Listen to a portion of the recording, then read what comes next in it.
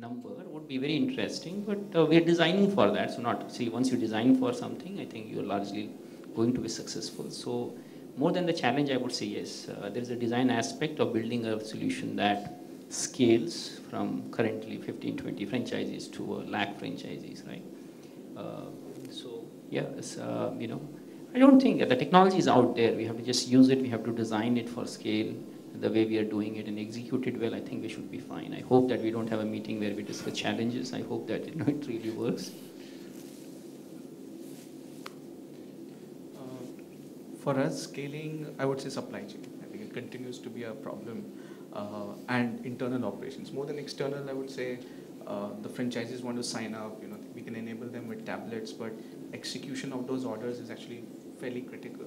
So while we are building out the external network, I think building internal capabilities to execute even 10 lakh orders is an incredibly hard problem, right? So I think it's both. For us, the challenge is internal scaling and sort of external.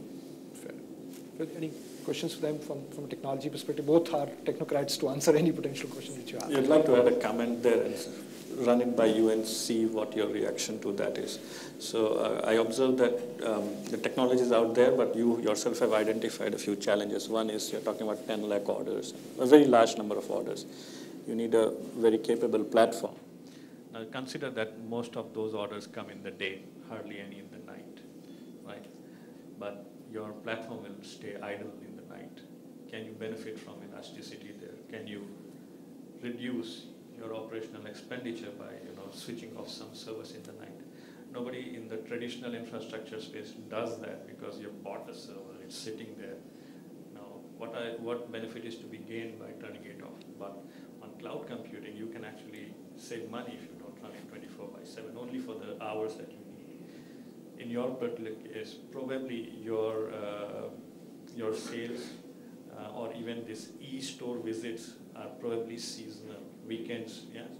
I'm not sure what the exact time, but I would guess that, kitty parties tend to happen at certain hours. And I would guess that some festivals are, big business times, right? Starting now. And then there are some lean periods where you do other things, you do back-end stuff, but this front end is not stressing your capacity. So again, having the ability to have an elastic infrastructure that you only pay for what you actually need, when you need it, and you don't have to wait 3 weeks for an additional server, that could make life easier in several ways. That is one problem you don't have to worry about. So you can focus on the problems that are unique to your business. The other thing I would like to, besides elasticity and scalability, availability and reliability, right? At very high peak times, you don't want your business to stall just because Mumbai has a flood and some data center gets, or if there's some natural disaster somewhere. You don't want your business to suffer because of that. So availability of your data and processes and website, it's not just websites, it's back-end as well. How highly available they are, that becomes very important. Also, you were mentioning that you need to figure out what assortment to give to in different localities. So you are amassing a ton of data. You have the transaction records. You probably get a lot of feedback from, also the usage. What are people scrolling on? Which categories are they going into? Which are they not going into? Can you optimize that? You have the raw data, and now you need the processing muscle to process that data. And the fact is that analyzing this data is not, it's partly art, partly science. People are trying out different ideas. I mean, you can contribute as much to this process as programmers, because you would have some insight into user behavior. You can ask questions of your data. Does this pattern come out of the data? And you will be trying this a lot. How much are you going to pay for doing all those experiments? Would it not be very nice if you did not have to pay for a supercomputer to analyze this data? You need a supercomputer, but you need it for 1 hour. Right? You want 10,000 machines, you want to process all that data, run through those 1 year worth of 10 lakh orders every day, 1 year worth of that. Come out with some patterns. Maybe what the question you were asking is answered in a negative way, like there is no pattern, right? And you said, never mind, let me think of something, come back again tomorrow. But you you can get a supercomputer for only those 1 hour or 2 hours when you're actually trying to crunch the data, and then you let it go, and then next week you come up with a different question, and this time you need a different kind of supercomputer or a different size of supercomputer. If you could do that, would you want to ask more questions of your data, and would that be useful to you? So I just put some ideas out there. I'm a techie, so my ideas are very techie. I would love to hear your reactions on this.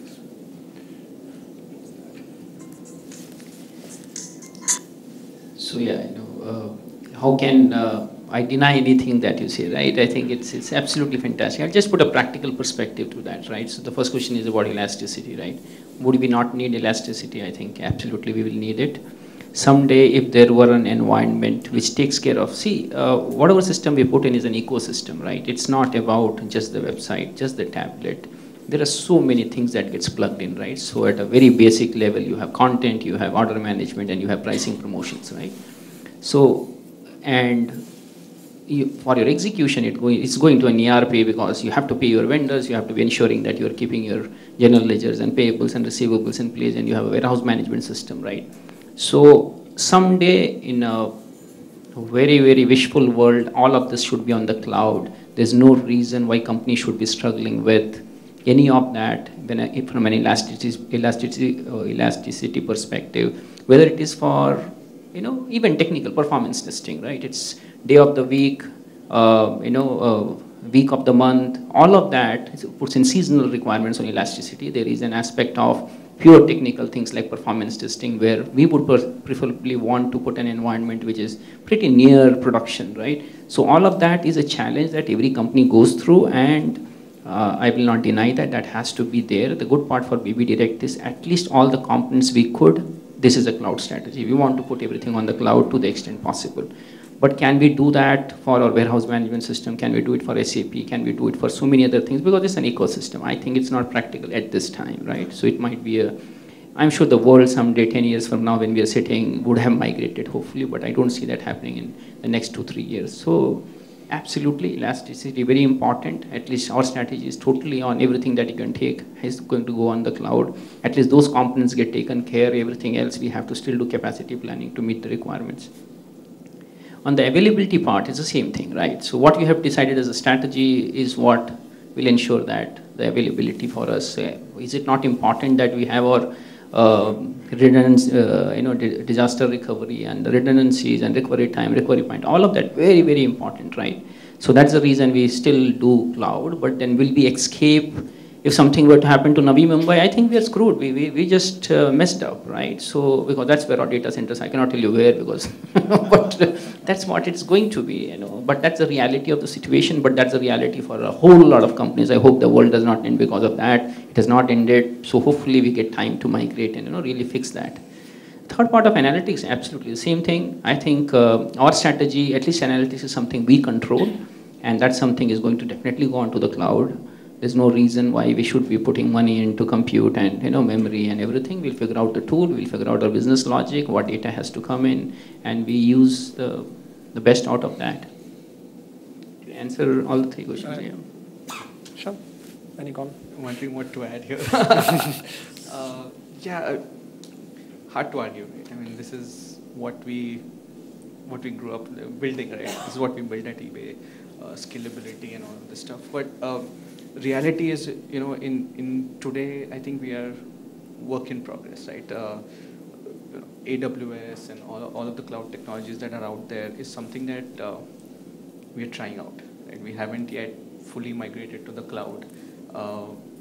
When you talk about availability or even seasonality, I mean, jewelry is extremely seasonal business. We'll pretty much do well, actually, I think retail is, right? I mean, the next 3 months, we'll decide red or black, right, for all of us. And so that alone, how we scale and how the customers have an experience, elastic sort of computing, and all of these things will start coming into play. But we haven't, as much as I want to, we haven't yet invested as much as I think we should. So, but I think it's probably true for most people that we know it's the right thing to do. I think we're just taking the small baby steps towards graduating to a fully cloud-based sort of environment eventually.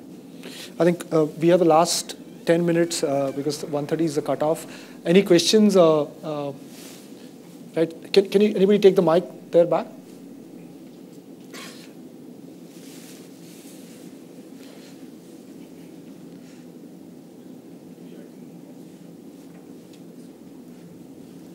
Hi, good afternoon. My name is Vinod Gupta from Luxurian World. We are operating e-commerce site which is focused on premium and luxury segment. This question, Nishant, primarily this is on the aspects of working, that what kind of ticket size, Nishant, you are able to get through e-commerce, or e-commerce, I would say that right now. Not as much as in the store yet. I can understand that. Definitely I can understand. Because yeah, I'm also facing the same thing. Probably that's the reason. Sub I would like some 20,000. input. Sub 20,000 seems to work. Sub 20,000, okay. And there's another challenge which I also observe, and probably you must be getting that. Often these this retail stores, they have the replacement value attached to any kind of buying. How do you address that challenge? Or are you able to address that challenge at all? Not as much as we would like to. So we try to, so most of our policies are the same online and offline. So in case there is an issue, what we would rather do is, we work with the brands to figure out what the replacement policy is, and then we sort of extend that same courtesy to the customer. Yeah, so we try and keep it simple. We have existing policies of brands in the stores. We try to apply it when possible. Thankfully, we don't have that many cases yet. I can do that. This is a beginning, as you said. Probably take some time. And secondly, suppose somebody is able to buy a product in Mumbai, and will he be able to get this same replacement of services in Delhi? Because the ultimate brand remains the same, and you are offering from Gitanjali. So for any sale online, we try to manage it ourselves again. So we would expect it back in Mumbai. So that omni-channel experience that people expect doesn't really happen yet. So, in the customer's mind, it's the same company, but today from our experience on the product return standpoint, we sort of tend to take it back to Mumbai. Sending it to a store operated by a franchisee and then pulling it back to us is a complicated process. We'd rather just do it ourselves. And slightly vision, sorry to take a little more time. What your vision says that now with your experience and the interaction with the customers, when do you think you'll be reached to 1 lakh ticket size in the near future? When exactly you think? Rough tentative thinking. I would wish 1 year, but I think it's going to take a while. Fine. Thank you so much. Any other question?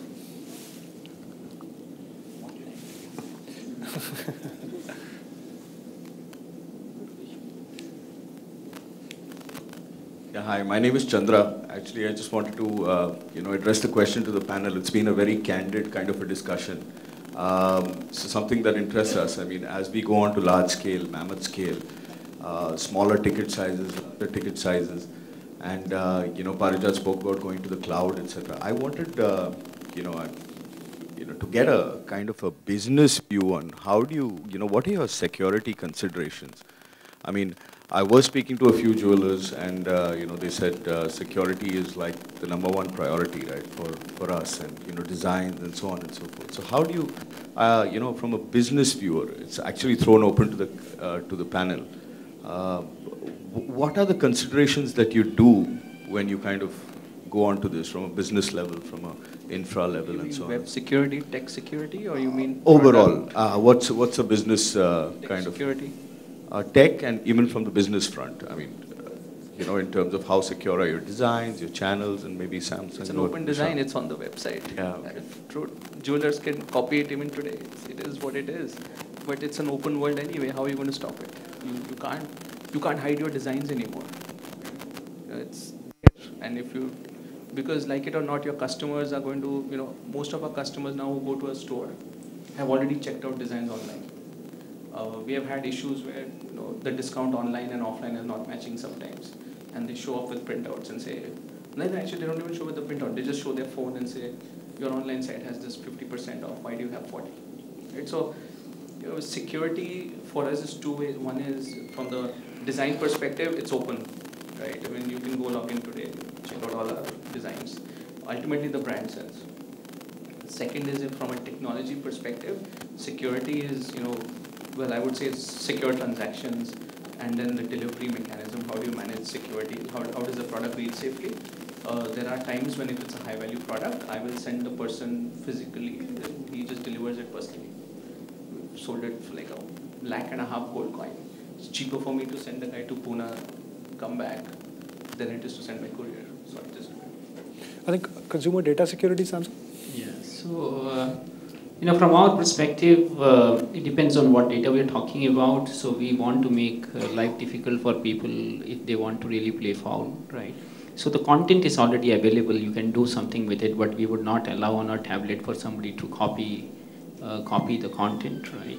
But we are very, very picky about the customer database because we are putting certain amount of data, onto the tablet. And we are also putting our price lists and commissions there. So we have the ability to remotely manage our tablets and be able to wipe anything. So any time a rogue device, there are ways to establish whether it's a rogue or not. So that's something built into the model, right? So apart from that, payment and all, PCI DSS, the way we have to ensure security is something that is designed for.